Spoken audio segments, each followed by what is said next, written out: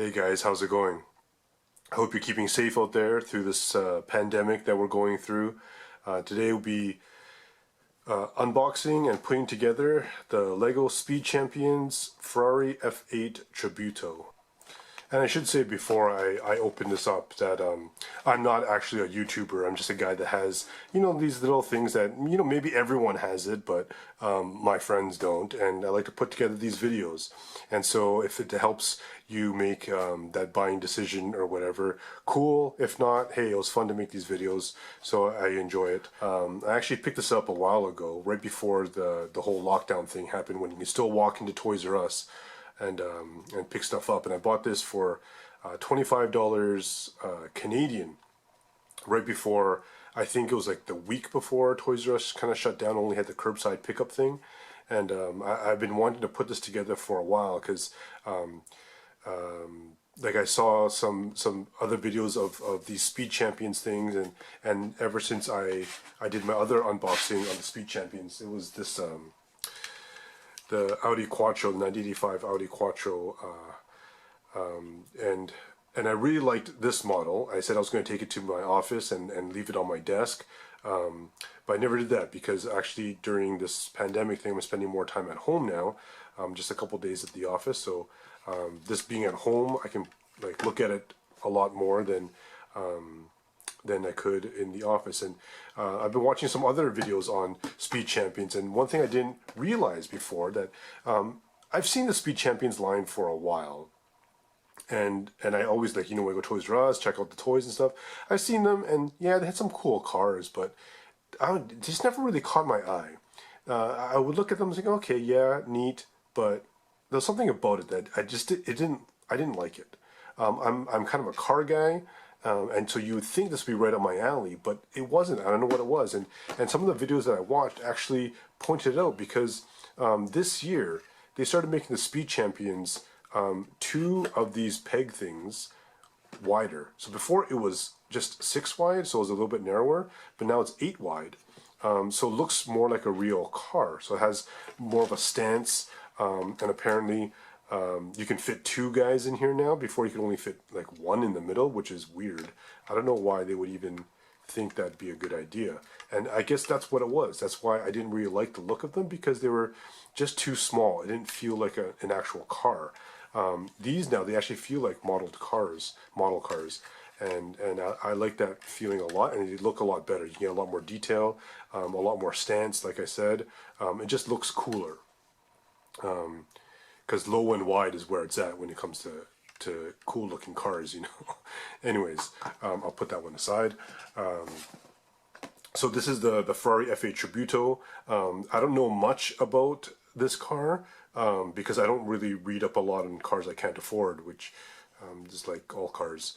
But I know it's called Tributo because it's a tribute to, I think it's all the mid-engine, the mid-engine Ferraris of back in the day. And also, so this is kind of the amalgamation of all those mid-engine Ferraris, the kind of that they were so well known for. And I believe this has a twin turbo in real life, not this Lego model, but it has in real life has a twin turbo. And I heard that it might be the last turboed Ferrari that Ferrari is going to make. Because from now on they're going to go electric or something like that. I heard that on I think it was another video that I saw, or something I read. But I remember hearing that. So this, I mean, that makes it kind of special, because I don't know how much you like cars, but nothing can really replace the sound of a combustion engine. And a turbo, yeah, it sounds a little bit different, but and it could sound really cool with the blow-off valve and all that kind of stuff. But electric cars just don't sound cool. And yeah, I know they have a lot of like environmental perks and all that kind of stuff, and technological advances and so on and so forth. But there's just something about the old school, like combustion. I don't know why I call it old school. It's not really that old. But the combustion engines that they may not be as fast as some electric cars like the Teslas are, but man, they're cool and they sound awesome. So that's why I really wanted to get this, because I know it's going to be a special car, and it looks cool. Like, I really like the look of it, the iconic red. I keep remember thinking about Ferraris when I was a kid watching Magnum PI and thinking that it'd be cool to have one of those someday.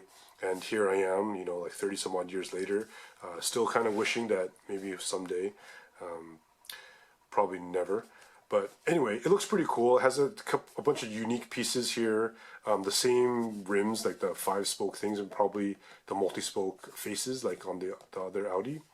And a lot of cool curves and all that kind of stuff. So I'm pretty excited to put this together. And let's get this open first. And it's another one of those push right here to open. And I had some trouble with the other one, but I think I learned from experience. I'm going to do it nice and neat because I like closing my boxes after. They come with extra pieces and stuff all the time. So I like to put it back in the box and keep it because I'm kind of a hoarder that way. That's it. That's it for the box. I'm going to put that right there. Looks like we have 2 bags. That middle chassis piece, which apparently is new. I didn't know that from before because that Audi was my first one. But this is a new piece for the Speed Champions, and people dig that a lot. The instruction books, which will, of course, we'll refer to that later, and the sticker sheet. Well, this is one thing I didn't mention last time. I guess there's a QR code and an app to on how to build it, so you don't have to keep flipping through these pages, I guess. I don't see what the point of that is, because, I mean, this is pretty easy. But I guess if you really want to go paperless, which also doesn't make sense because it's already here. But anyways, there's an option to scan it and use the app to tell you how to build this thing. But I think I'm just going to stick with this because my phone is charging over there and I don't really want to unplug it now. So I'll put this together using stop motion again, and hopefully it works better than last time. Here we go.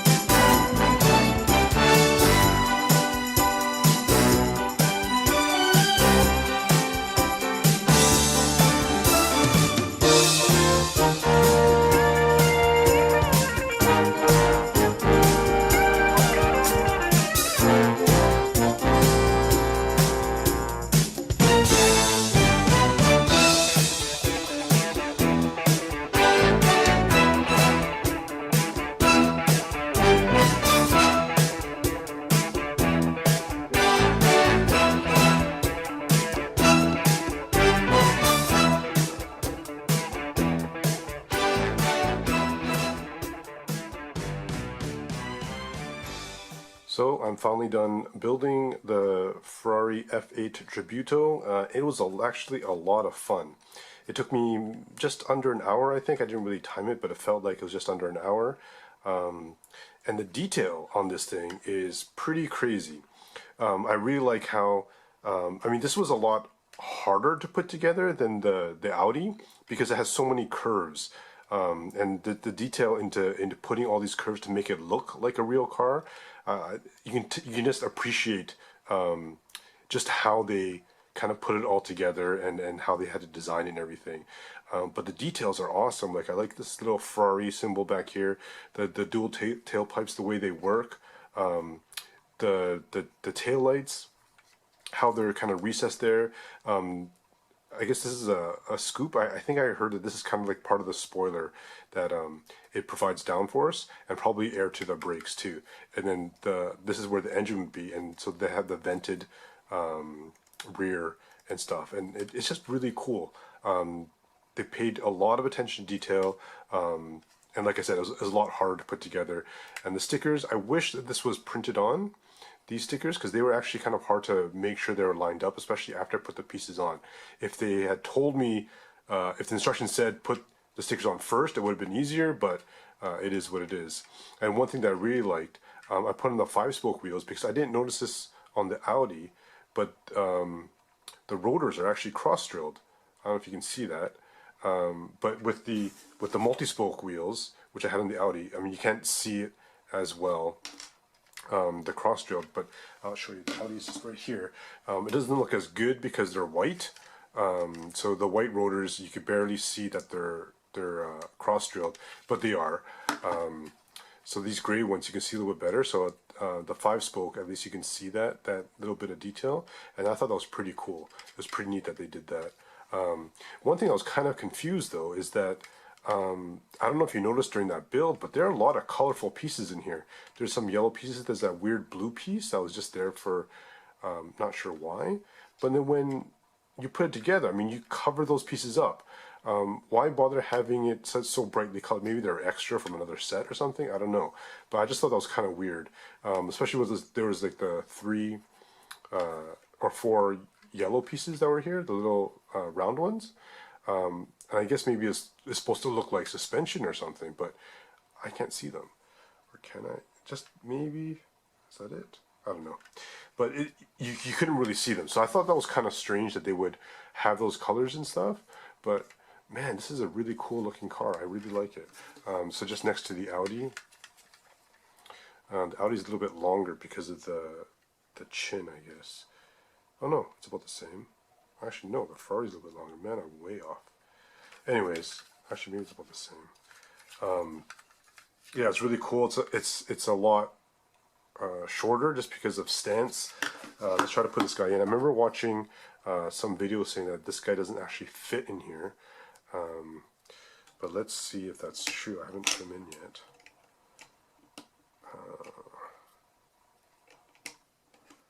Let's see. Oh, what the... That's what you get when you have sticky fingers, guys.